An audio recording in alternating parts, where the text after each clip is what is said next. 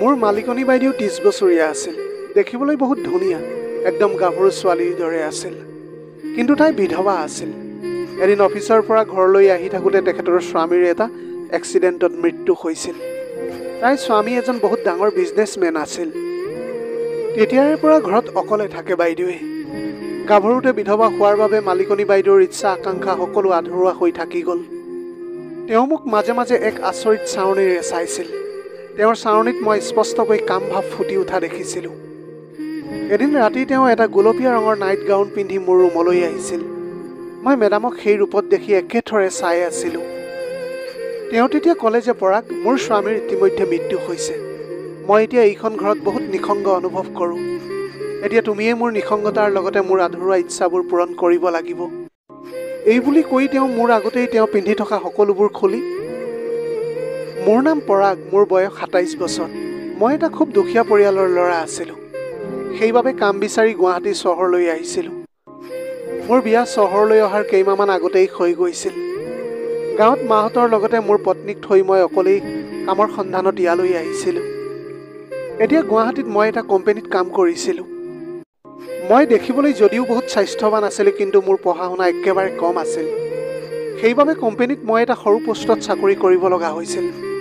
যেতিয়া মই আবেলি কাম ছুটি কৰি ঘৰলৈ আহি আছিলোঁ, তেনেতে ৰাস্তাৰ কাষত এজনী বহুত ধুনীয়া মহিলা মোৰ চকুত পৰিল। তেওঁ এতিয়া ৰাস্তাটো পাৰ হ'বলৈ চেষ্টা কৰি আছিল, কিন্তু ভিৰ বেছি হোৱাৰ বাবে তেওঁ ৰাস্তাটো পাৰ হ'বলৈ পৰা নাছিল। মই এতিয়া একান্ত মনে ৰৈ মানুহজনীৰ সুন্দৰতাটো উপভোগ কৰিবলৈ ধৰিছিলোঁ। তেওঁ এবাৰত মোৰ ওচৰলৈ চাপি আহিল আৰু ক'বলৈ ধৰিলে, মোৰ গাড়ীখন ৰাস্তাটোৰ ইটো পাৰত আছে।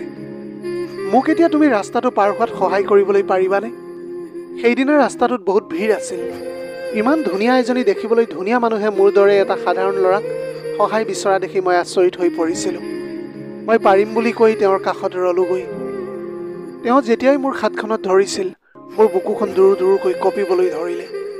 মুঠতে মই বুজাব নোৱাৰা এক আচৰিত পৰিৱেশৰ সন্মুখীন হৈছিলোঁ। তেওঁৰ হাতবোৰ বৰ কোমল আছিল।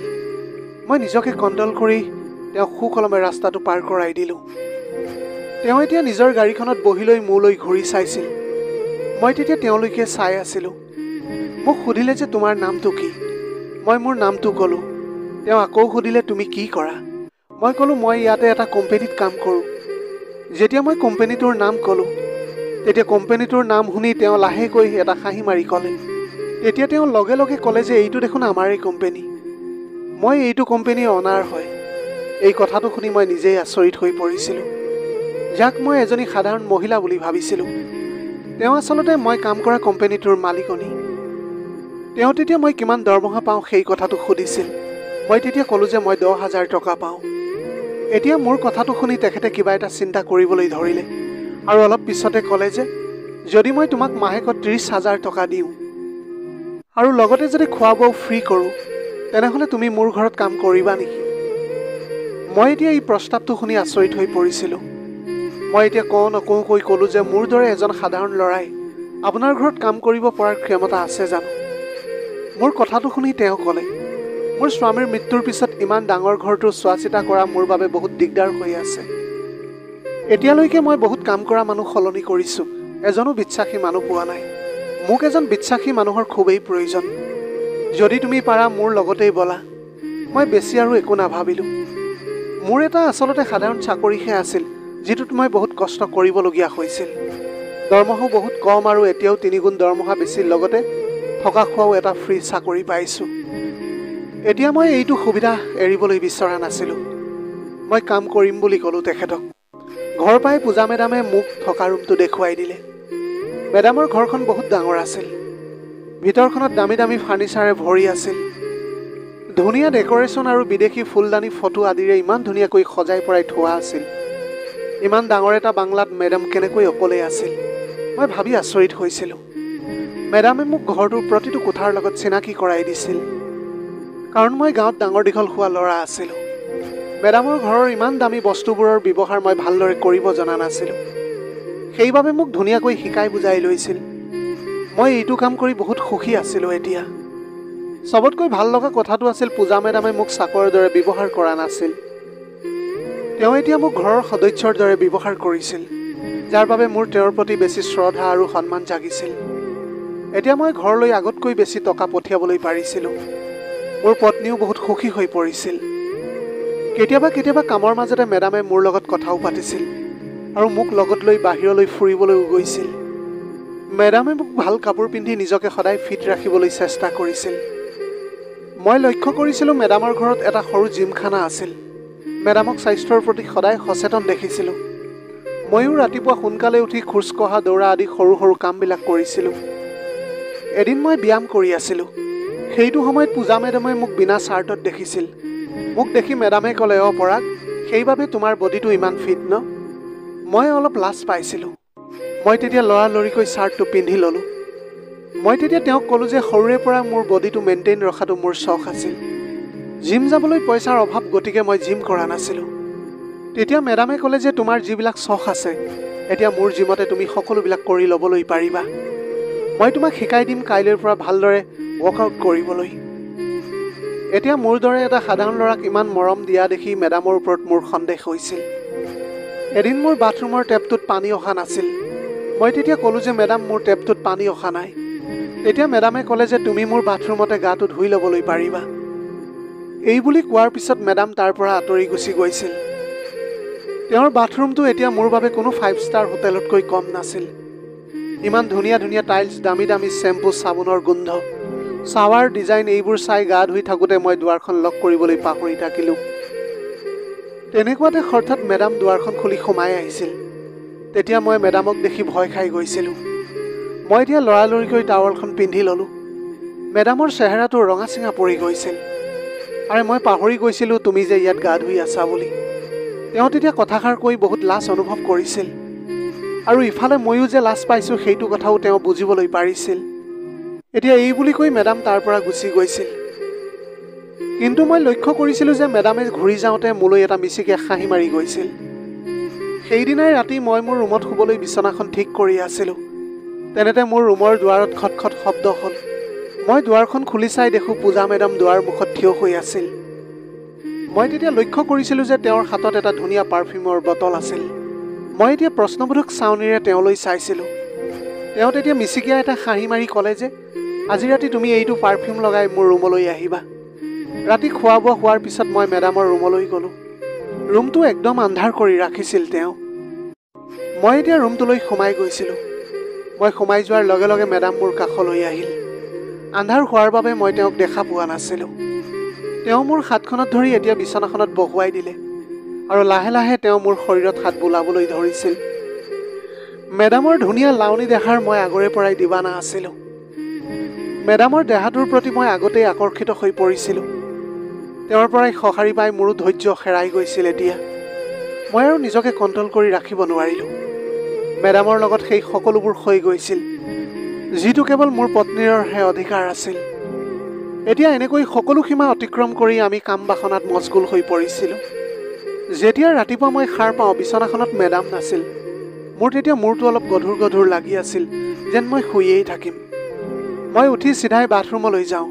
একেবাৰে গা ধুই ওলাই আহিছিলোঁ। মেডামক তেতিয়া মই ক'তো দেখা নাছিলোঁ। কিটচেনটোৰ ফালে যাওঁতে দেখিলোঁ যে মেডামে ধুনীয়াকৈ কফি খাই বহি আছিল। তেওঁক দেখি এতিয়া মোৰ বহুত লাজ লাগিবলৈ ধৰিছিল। মই মেডামক ক'লোঁ, কালি ৰাতি যি হ'ল সেয়া মোৰ ভুল আছিল, আপুনি মোক ক্ষমা কৰি দিব। তেওঁ তেতিয়া মিচিকিয়াই হাঁহি এটা মাৰি ক'লে যে কালিৰ কথাটো তুমি একেবাৰে পাহৰি যোৱা। খাবলৈ কিবা এটা ধুনীয়াকৈ বনোৱা, বিৰাট ভোক লাগিছে মোৰ। তেওঁ ইমান সহজভাৱে কথাটো ক'লে যেন একোৱেই খোৱা নাই। কিন্তু মই ইমান সহজভাৱে কথাটো ল'ব পৰা নাছিলোঁ। মোৰ পত্নীৰ মুখখনলৈ বাৰে বাৰে মনত পৰি আছিল এতিয়া। মোৰ পত্নীয়ে মোক বিশ্বাস কৰিহে এইখন চহৰলৈ অকলে পঠিয়াই দিছিল, আৰু মই তাইৰ বিশ্বাসক এইদৰে ভংগ কৰি একদম শান্তি পোৱা নাছিলোঁ। এইদৰে ঘটনাটো পাৰ হৈ যোৱা প্ৰায় এমাহ পাৰ হৈ গৈছিল। তথাপিও কিয় জানো মই ঘটনাটো পাহৰিব পৰা নাছিলোঁ। আজি ৰাতিপুৱাৰে পৰা মেডাম বহুত আনন্দত আছিল। আজি মেডামৰ নন্দেক বন্দনা আহিব। ৰাতিপুৱাই মোক অৰ্ডাৰ দিছে নন্দেকৰ পচন্দৰ সকলো খানা বনাবলৈ। ঠিক 10 মান বজাৰ লগে লগে বন্দনা আহি পালেহি। মই আগতে 2-3বাৰমান তেওঁক লগ পাইছোঁ। মেডামক তাই নিজৰ মাকৰ দৰেই ভাল পায়। মেডামেও বহুত মৰম কৰে তাইক। দুপৰীয়া আহাৰ খোৱাৰ পিছত দুয়ো মেডামৰ ৰুমত কথাৰ আড্ডাত বহে। প্ৰায় 1 ঘণ্টামানৰ পিছত মই 2 কাপ কফি লৈ মেডামৰ ৰুমলৈ যাওঁ। কাৰণ এইখিনি সময়ত মেডামে সদায় একাপ কফি খায়।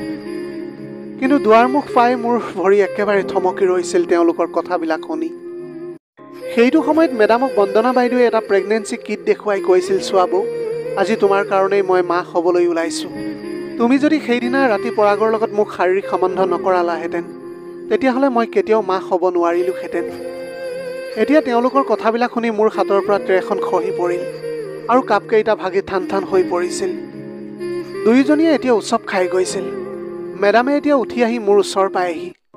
এতিয়া মেডামে মোৰ লগত খেলা খেলৰ বিষয়ে জানিব পাৰি মই একেবাৰে হতবাক হৈ পৰিছিলোঁ।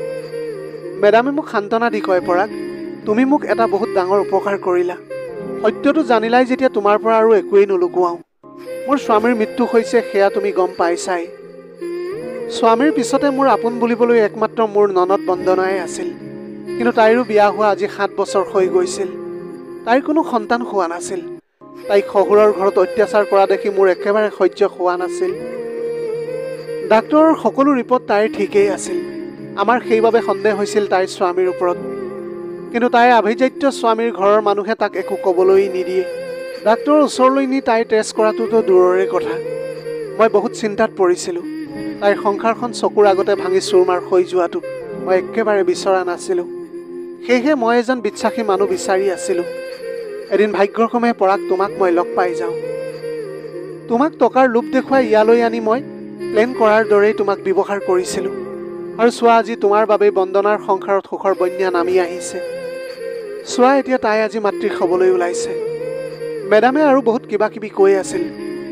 কিন্তু তেওঁ কি কথাবিলাক কৈ আছিল সেইবিলাক সেইটো সময়ত মোৰ মগজুত একেবাৰে সোমোৱা নাছিল।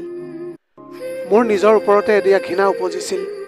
পইচাৰ লোভত মই মোৰ পত্নীক পাহৰি এইবিলাক কৰিবলৈ ধৰিছিলোঁ। মই হয়তো আগতেই বুজি পাব লাগিছিল। কোনোবাই ঘৰৰ কামৰ বাবদনো ইমান টকা দিবনে? সেইদিনাই মই সেই চাকৰিটো এৰি তাৰ পৰা গাঁৱলৈ গুচি আহোঁ। এতিয়া মই এখন সৰু হোটেল দি পৰিয়ালটো পোহপাল দি আছোঁ। মই ঘৰলৈ অহাৰ বাবে মোৰ পত্নী বহুত সুখী হৈ পৰিছিল। কিন্তু চহৰলৈ গৈ মোৰ লগত যি হ'ল সেয়া মই কাকোৱেই কোৱা নাছিলোঁ। মই এতিয়া এটা ভাল শিক্ষা পাই গৈছিলোঁ। কাৰণ মানুহে নিজৰ স্বাৰ্থ নাথাকিলে এনেই কাকোৱে একোৱেই নিদিয়ে। যিমান অভাৱ থাকিলেও মানুহে কেতিয়াও লোভ কৰিবলৈ নাপায়। প্ৰিয় দৰ্শক, আজিৰ কাহিনীটো কেনেকুৱা লাগিলে জনাব। যদি ভাল লাগিল তেনেহ'লে লগৰ বন্ধু বান্ধৱীসকলৰ মাজত শ্বেয়াৰ কৰিবলৈ নাপাহৰিব। আপোনালোকৰ গোটেই জীৱনটো হাঁহিৰে উপচি পৰক। পাৰিলে দুখীয়াজনক অলপ সহায় কৰিবলৈ চেষ্টা কৰিব। আপোনালোকৰ অকণমান সঁহাৰিয়ে যদি কোনোবা এজন দুখীয়াৰ জীৱনটো সলনি কৰিবলৈ পাৰে, তাতকৈ পুণ্যৰ কাম আৰু এই পৃথিৱীত একোৱেই হ'ব নোৱাৰে। Have a nice day.